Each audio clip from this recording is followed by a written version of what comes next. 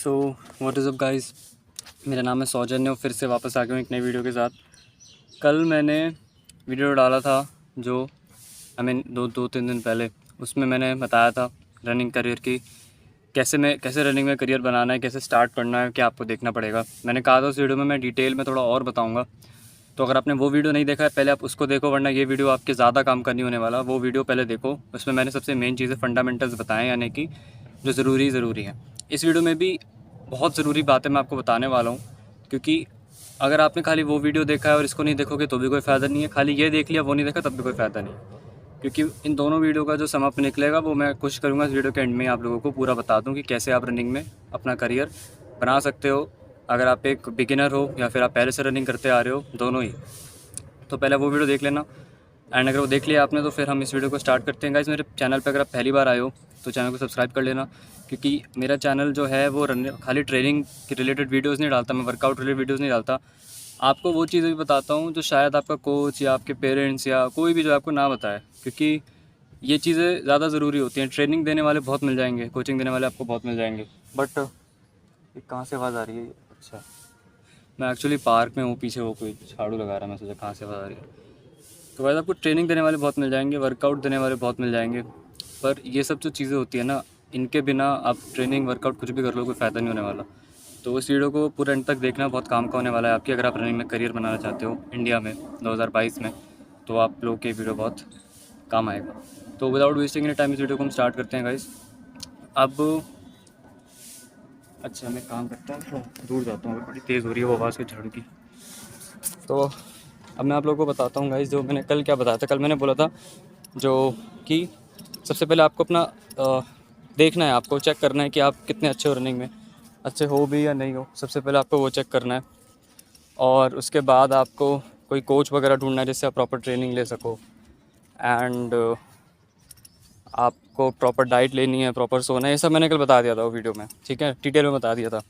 अब मैं आप लोगों को बताता हूँ कुछ चीज़ें जो आपको बहुत ध्यान में रखनी है अगर आप रनिंग में करियर बना रहे हो। तो जब मैंने कल बात करी थी तो एक और टॉपिक जो कि है कि क्या रनिंग में पॉलिटिक्स होती है। पॉलिटिक्स से मेरा मतलब है कि क्या ऐसा होता है कि कोई एक प्लेयर है उसको ज़्यादा वो दिया जाएगी इम्पोर्टेंस, ज़्यादा अपॉर्चुनिटीज़ दी जाएंगी, किसी दूसरे को नहीं दी जाएंगी। काफ़ी बार ऐसा हो जाता है। काफ़ी बार क्या होता है, अब जो आगे जाके नाम जो सबमिट होते हैं स्टेट लेवल की लिस्ट में, काफ़ी बार क्या होता है जिनकी अच्छी जान पहचान होती है डिस्ट्रिक्ट एथलेटिक्स एसोसिएशन में, जो लोग उतना अच्छा टाइमिंग नहीं भी देते, उनका नाम भेज दिया जाता है आगे स्टेट में। कई बार हो जाता है। अब मैं किसी एक पर्टिकुलर एसोसिएशन का नाम नहीं लूँगा इधर। कुछ जगहों में ऐसा बिल्कुल नहीं होता है, कुछ जगहें बहुत स्ट्रिक्ट होते हैं अपने रेगुलेशंस के लिए, बट कुछ जगहों में हो जाता है। ठीक है, हो जाता है क्योंकि आप ये मान के चल लो कि मेरे साथ हुआ है, मतलब मैं नाम नहीं लूँगा बट हुआ है।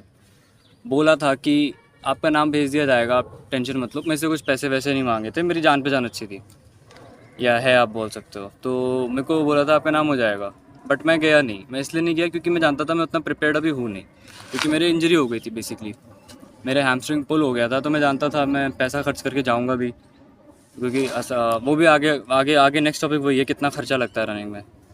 तो मैं जानता था इतना पैसा खर्च करके जाऊँगा भी, मुझे पता है कि कुछ होना नहीं, उल्टा हो सकता है कि वो इंजरी और सीरियस हो जाए, तो मैं गया नहीं था। तो ये एक चीज़ है। तो ऐसे में क्या है कि आपको क्या करना है कि कुछ नहीं करना, बेस्ट यही है अगर आप किसी कोच के अंडर रहो ना, तो क्या होता है कि आपकी प्रोबेबिलिटी जो होती है, चांसेस होते हैं ज़्यादा हो जाते हैं। क्योंकि अगर कोच की अच्छी जान पहचान है एथलेटिक्स एसोसिएशन में, डिस्ट्रिक्ट एथलेटिक्स एसोसिएशन में जो, या स्टेट में, तो हो सकता है आपका नाम आगे भेज दिया जाए। तो ये तो आपको एक चीज़ ध्यान में रखनी है कि आप कोशिश यही करो किसी कोच के अंडर ही रहो। खुद से करोगे तो आपने क्वालिफाई अगर कर गए तो नाम आगे जाएगा, नहीं करे तो फिर नहीं जाएगा। तो फिर सब तभी जा सकता है अगर आपके कोच है कोई और उसकी अच्छी जान पहचान है, तो तभी हो सकता है वो। एक चीज़ है। दूसरी चीज़ ये है, अगेन मैं किसी डिस्ट्रिक्ट एथलेटिक्स एसोसिएशन का नाम नहीं ले रहा, मैं नहीं बोल रहा कि हर जगह ये होता है, और मैं ये भी नहीं बोल रहा कि ये करा जा सही है, बट मैं जानता हूँ कि ये होता है। ठीक है, अब आप बोलोगे कि अच्छा प्रूफ करके दिखाओ। अगर कल को कोई आ जाए मेरे पास एसोसिएशन से आ जाए किसी भी, कोई ये वीडियो वायरल हो जाए, कोई देख ले मुझे बोले अच्छा तुमने ऐसे बोल दिया, क्या प्रूफ है? भाई प्रूफ ये है कि एक एक एक एक टाइमिंग का एक वो होता है ना, स्टैंडर्ड होता है कि इस टाइम के बिलो अगर आपने मतलब अगर इस टाइम में आपने कर लिया है, जिससे जब स्टेट मीट्स होती हैं तो वो लोग स्टेट मीट की जो होती है ना वो भेजते हैं, AFI लिस्ट भेजती है स्टैंडर्ड्स की कि इस पर्टिकुलर टाइम में ही आपको आगे, अगर इस टाइम में आपने डिस्ट्रिक्ट जीत ली या इससे कम टाइम में तो आप स्टेट लेवल खेलोगे, है ना। तो जब स्टेट मीट होती हैं तो इतने सारे एथलीट ऐसे कैसे होते हैं जो कि उस टाइमिंग के आसपास भी नहीं दे पाते अपना टाइम। इवन जो टॉप 6 की जो लिस्ट आती है ना, जो स्टेट में टॉप 6 में आते हैं, उसमें भी जो लोग लास्ट के 3-4 होते हैं ना, उनकी भी वो टाइमिंग नहीं होती है जो क्वालिफिकेशन टाइमिंग होती है। आप बोलोगे कि अच्छा वो लोग अपना बेस्ट नहीं दे पाए उस दिन। अरे भाई, एक बेस्ट नहीं दे पाया, 2 बेस्ट नहीं दे पाया, लाइन से नीचे के 4 होते हैं एथलीट जिनकी टाइमिंग, स्टैंडर्ड टाइमिंग जो क्वालिफाइंग टाइमिंग होती है उसके पार होती है। कैसे? अगर वो लोग टाइम ही नहीं दे सकते उस लेवल का तो वो लोग स्टेट में क्वालिफाई कैसे कर गए? तो बोलने को बहुत कुछ है, बट ये सब बातें मैं इसलिए नहीं बोलता क्योंकि कोई फ़ायदा नहीं है। और मैं अभी भी ये सिर्फ अपने को क्लैरिफाई करने के लिए कह रहा हूँ कि मैं जो बोल रहा हूँ वो उसके पीछे कुछ बेस है, मैं बेस पे बोल रहा हूँ, मैं हवा में कुछ नहीं बोल रहा। ऑब्वियसली आप क्वालिफाइंग स्टैंडर्ड चेक करना स्टेट लेवल के, और फिर मतलब जो डिस्ट्रिक्ट में वो लोग भेजते हैं कि डिस्ट्रिक्ट में जो लोग ये टाइम देंगे, ये टाइम मारेंगे, वो स्टेट में जाएंगे, उसकी लिस्ट चेक करना। हो सकेगा तो मैं डाल दूँगा, मेरे पास है क्योंकि लास्ट ईयर की है, मैं डाल दूँगा। अगर मैं ढूंढूंगा, मिल गई तो डाल दूँगा, नहीं मिली तो कोई नहीं, मोस्ट प्रॉब्ली मिल जाएगी, शायद है मेरे पास। तो पहले आप लिस्ट चेक करना कि स्टेट वाले क्या लिस्ट भेजते हैं कि इसी टाइमिंग में आगे जाना स्टेट में, अगर आपको खेलना है तो ये टाइमिंग देनी पड़ेगी डिस्ट्रिक्ट में, ये भेजते हैं, AFI भेजती है। फिर आप चेक करना स्टेट लेवल के रिज़ल्ट फाइनल के, आप देखना लास्ट के 2-3 जो बंदे होंगे ना, उनकी टाइमिंग उसके आसपास भी नहीं होगी। क्यों? वो तीनों ही अपना बेस्ट नहीं दे पाए, वो चारों अपना बेस्ट नहीं दे पाए, सबको इंजरी हो गई, सब लोगों के लिए वेदर अच्छा नहीं था, सबको प्रॉब्लम हो गई। और वो तो लास्ट के 4 हैं, बाकी के जो गए थे सिर्फ 6 एथलीट थोड़ी जाते हैं, कम से कम 80-100 एथलीट जाते हैं ऑल ओवर स्टेट से, हर डिस्ट्रिक्ट से। तो इसका मतलब उन एथलीट की क्या ही टाइमिंग आ रही होगी फिर तो। जो लोग समझ रहे हैं वो समझ रहे हैं, इसलिए वो लोग आएंगे नहीं मेरे पास इसको बोलने, क्योंकि उन्हें पता है फिर क्या होगा फालतू में। इसलिए ये बेटर है कि आप किसी कोच के अंडर रहो, तो आपके पास ज़्यादा प्रोबेबिलिटी होगी आगे जाके स्टेट में कम्पीट करने की, ये एक चीज़ है। दूसरी, खर्चा कितना आता है रनिंग में, इस पर मैं एक वीडियो बना चुका हूँ, बट अगेन मेरे पास क्या है कि आप लोगों की रिक्वेस्ट आती है और अच्छे से एक्सप्लेन करो, और अच्छे से एक्सप्लेन करो, तो मैं और अच्छे से एक्सप्लेन कर देता हूँ। रनिंग में देखो, खर्चा ऐसा है कि रनिंग एक ऐसा स्पोर्ट है जिसमें जो मज़ा है वो सबसे कम है और जो खर्चा है वो बहुत है। यानी कि सबसे ज़्यादा नहीं बोलूँगा पर बहुत है, अच्छा खासा खर्चा है रनिंग में। और मज़ा जो है ना, मज़ा इन द सेंस जब कर रहे होते हैं, जैसे फुटबॉल खेल रहे होते हैं, बड़ा मज़ा आ रहा होता है, यहाँ से किक मार रहे हैं, वहाँ से ये मूव कर रहे हैं, वो बहुत मज़ा आता है, जगल कर रहे हैं, जगलिंग कर रहे हैं।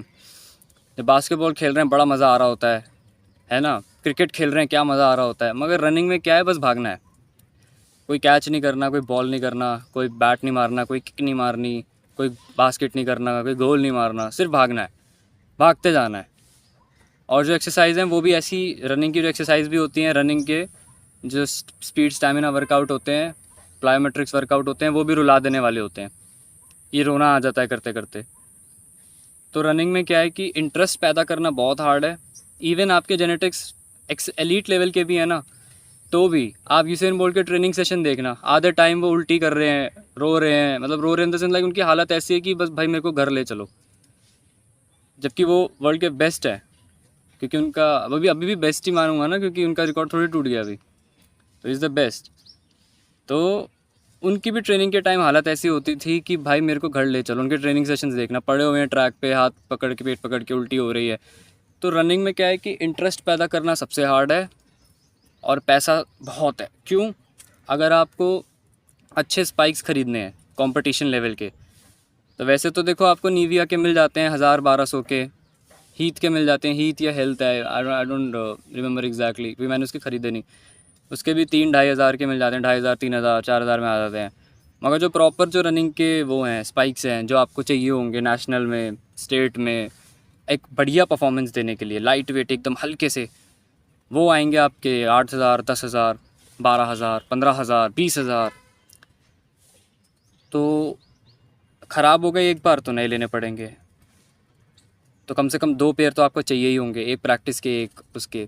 तो स्पाइक ही स्पाइक इतने के हैं। उसके बाद कोच का ख़र्चा, वो तो हर स्पोर्ट में ही है, यहाँ भी है। कोच भी जो है कम से कम आराम से ले लेते हैं। एक अच्छा कोच एक लेगा 4-5 हज़ार, एक बढ़िया कोच ले लेगा। और भी कोचेज़ हैं 2,000 में कर देते हैं, कोई 1,500 में कर देता है। मुझसे अगर आप ऑनलाइन ट्रेनिंग लेना चाहते हो, मैं 1,000 में ट्रेनिंग देता हूँ, क्योंकि मैं ऑनलाइन देता हूँ। अगर आप मुझसे ऑफ़लाइन लेना चाहते हो तो आप मुझे बताओ, मैं नोएडा में रहता हूँ, हम लोग साथ में ट्रेनिंग कर सकते हैं। मैं आपको ऑफ़लाइन ट्रेनिंग भी दे सकता हूँ। चार्जेस मेरे 1000 है ऑफ़लाइन ट्रेनिंग के। फ़िलहाल अभी आप लोग अगर कोई इंटरेस्टेड हो तो बताना, तो मैं आपको बताऊँगा, क्योंकि वीडियो में बताने का मतलब है बहुत सारे मैसेज आ जाएंगे। डिस्क्रिप्शन में मेरा नंबर है, आप लोग मुझे कॉन्टैक्ट कर सकते हो। तो ये सब चीज़ें हैं। कोच का ख़र्चा अलग बैठ जाता है, क्योंकि कोई आपको गाइडेंस देगा, अपने तजुर्बे से बताएगा, एक्सपीरियंस से, अपनी नॉलेज से, तो उसके वो चार्ज तो देखो करेगा। ठीक है, कोई भी चीज़ कोई फ्री में तो नहीं देता है, अनटिल एंड अनलेस लाइक कोई बहुत ज़्यादा मतलब देना चाहे। मैं भी मतलब देखो, देने को मैं भी दे सकता हूँ, मैं देता भी हूँ, बहुत सारे वर्कआउट वीडियोज़ में डालता भी हूँ। But then again even I have to earn a living, right? क्योंकि मैं भी मेरा करियर जब रनिंग में बना रहा हूँ, तो ऐसे ही करियर बनेगा, ऐसे ही करके क्लाइंट्स आप लोग जुड़ोगे, ठीक है, आगे जाके। तो this is going to be my bread and butter in future. तो ये एक चीज़ है। उसके बाद खर्चे में आ जाती है आपकी डाइट। डाइट गाइस, कम से कम आप लेके चल लो एक high protein high carbohydrate diet, जो रनर्स को चाहिए। अब चाहे आप कितने भी मीटर दौड़ते हो, 100, 200, 400, 800, 1500, 3000, 5000, 10,000, आपको करीब 3 से 4 हज़ार कैलोरी की डाइट चाहिए, क्योंकि आपकी बॉडी इतनी कैलोरी बर्न करेगी। इवन 4,500, 5,000 कैलोरी डाइट भी चाहिए होगी जब आप लोग बहुत हाई लेवल पे जाओगे, इंटरनेशनल पे, जो ओलंपिक लेवल्स के एथलीट की जो डाइट होती है 4,000, 4,500 कैलोरी की, जिसमें हाई प्रोटीन हाई कार्ब, दिन के आपको 150 ग्राम प्रोटीन लेना है, 120 ग्राम प्रोटीन लेना है, 180 ग्राम प्रोटीन लेना है, बहुत सारा कार्बोहाइड्रेट खाना है। तो उसकी जो डाइट है वो भी मतलब क्लीन सोर्सेज से, क्लीन सोर्सेज मतलब जंक फूड, पिज़्ज़ा, बर्गर से नहीं, हरी सब्जियों से, दाल चावल से, लेंटिल्स, पल्सेस, यही सब मतलब जो है ग्राम, इन सब चीज़ों से आपको लेनी पड़ेगी ये डाइट। और वो डाइट फिर इतनी टेस्टी होती नहीं है, यानी कि उसको खाने में अलग एफर्ट लगता है, उसको देख के खाने का मन नहीं करता है। डेली आपको दलिया खाना है, डेली आपको ओट्स खाना है, तो बहुत डिसिप्लिन चाहिए होता है रनिंग में। अब मेरा ब्रेकफास्ट जो है, मैंने पिछले 1 साल से ब्रेकफास्ट में दलिया के अलावा कुछ खाया ही नहीं है। बहुत कभी कभार हो जाता है संडे के दिन कि मैं दलिया के अलावा कुछ खा लेता हूँ, या कभी कभी अगर नहीं बन पाता, कहीं बिज़ी होता हूँ, नहीं शूट पर होता हूँ, तब हो सकता है कि स्किप हो जाता है। वरना तो मैंने 1 साल में दलिया के अलावा खाया ही नहीं है कुछ मेरे ब्रेकफास्ट में। जंक फूड भी मैं तब खाया था मैंने, जब मैंने अपनी गेनिंग बहुत मेरे को करनी थी, 45 डेज़ वेट गेन वाला जो प्रोग्राम था, उस टाइम मैंने जंक खाया था। पर तब भी फंडामेंटल वही रहते थे, नाश्ते में दलिया ही खाया मैंने। अब डेली सुबह आपके सामने दलिया रख दिया जाए, आपका मन करेगा? मन तो किसी का नहीं करता, बट खाना पड़ता है, क्योंकि अब भाई डिसिप्लिन है। तो रनिंग में डिसिप्लिन चाहिए, ये एक चीज़ और हो जाती है। उसके साथ है गाइस कि और ख़र्चे में आ जाता है फिर आपको बेसिक जो है रनिंग के वो लेने पड़ते हैं, स्पोर्ट्स वेयर जो होते हैं, शॉर्ट्स वगैरह। उसका इतना ख़र्चा नहीं है। आप 2 जोड़ी ले लो, 2 जोड़ी शॉर्ट्स ले लो, मतलब 2 शॉर्ट्स ले लिए, 2 अपर के वो ले लिए। फिर आपको अब देखो, पेन तो आए दिन होना है। रनिंग में रनर्स की आधी ज़िंदगी तो दर्द में गुजर जाती है, घुटनों में दर्द, शिन में दर्द, काफ में दर्द, थाइज़ में दर्द। मतलब हमको तो मतलब मेरे को तो याद भी नहीं है कब मेरी थाई में आखिरी बार या काफ में दर्द नहीं था। मतलब इट्स लाइक आदत ही हो जाती है, हमें पता ही है कि दर्द तो होता ही है। मतलब एक होता है कि पहली बार होता है, एक है कि हमें आदत है, रोज़ का ही है। तो एक आदत हो जाती है रनर्स को, तो उनके हाथ पैरों में दर्द रहता ही है, शरीर में, कभी कमर में, कभी शोल्डर में, दर्द तो रहना ही हमेशा ही रहता है।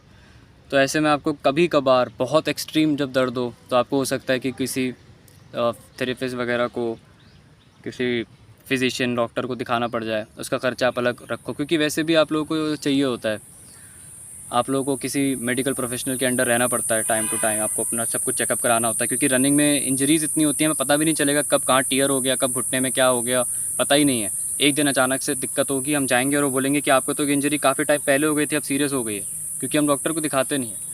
तो रनिंग में आप मान लो आपको महीने में एक बार किसी डॉक्टर के पास ज़रूर जाना है, अपना फुल बॉडी चेकअप कराना है कि आपकी बॉडी में कोई दिक्कत तो नहीं आ रही है, कहीं आपकी कोई सीवियर टीयर तो नहीं हो गया, कहीं पता चला आपको बहुत टाइम से दर्द हो रहा है, आपको लग रहा है कि वो तो ट्रेनिंग की वजह से हो रहा है, और वो दर्द सीरियस होता गया, सीरियस होता गया, जब आपने देखा वो तो ठीक ही नहीं हो रहा, गए डॉक्टर के पास, डॉक्टर ने कहा लो भाई आपको तो एक सीवियर टीयर है, अब आप रनिंग नहीं कर सकते, या 6 महीने के लिए नहीं कर सकते, हो गया काम।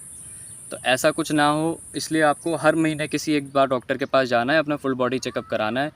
उसमें आपको अगर वो जो टेस्ट आते हैं ऑनलाइन आपके घर पे आएंगे, आपका ब्लड सैंपल लेके चले जाएंगे, वो ले लेते हैं अराउंड 1000 रुपये, 1000-1200 में। वो खर्चा आप लेके रखो, हर महीने आपको अपनी बॉडी का चेकअप कराना है, आपको हर एक चीज़ चेक करते रहना है। और एक अल्ट्रासाउंड वगैरह, जिसमें आपको अगर कोई अंदर कोई इंजरी हो रही है या एक्सरे वगैरह तो आपको दिख जाए, तो आप मान के चलो 2-2-2.5 हज़ार महीने का खर्चा वो ज़रूरी है भाई। आप लोग सारा पैसा खर्च कर रहे हो ट्रेनिंग में, डाइट में, जूतों में, पता चला बॉडी के अंदर ही आप ठीक नहीं हो, आप अंदर ही कोई बीमारी लेके चल रहे हो, कोई चोट लेके चल रहे हो, क्या फ़ायदा होगा। तो आपको ये खर्चा निकालना पड़ेगा। तो ये है रनिंग के कुछ बेसिक खर्चे जो आपको लेके चलने पड़ेंगे, अपने स्पाइक्स और स्पोर्ट्स वेयर के, अपने डाइट के। आपको एक डॉक्टर को अपने अपने साथ एक रखना होगा जो आपकी बॉडी को टाइम टू टाइम देखेगा, आपकी बॉडी ठीक है नहीं है, कोई चोट तो नहीं लगी हुई है आपको अंदर, कोई रनिंग करते हुए कोई इंजरी तो नहीं हो गई है, क्योंकि काफ़ी बार हमें लगता है नॉर्मल सी चोट है, पता नहीं होता हमें कितनी सीरियस है। तो ये सब खर्चे आपको लेके चलने हैं, तो ये खर्चा काफ़ी बैठ जाता है। ये खर्चा मैं आपको अगर महीने का महीने बताऊँ ना, तो डाइट ही आपकी 4-5 हज़ार, 4 से 5 हज़ार की तो बैठेगी डाइट, ठीक है। उसके बाद आपको सप्लीमेंट्स लेनी पड़ती हैं, कुछ भी कर लो भाई, सप्लीमेंट जब आप एक एलीट लेवल पे जाओगे लेनी पड़ेंगी।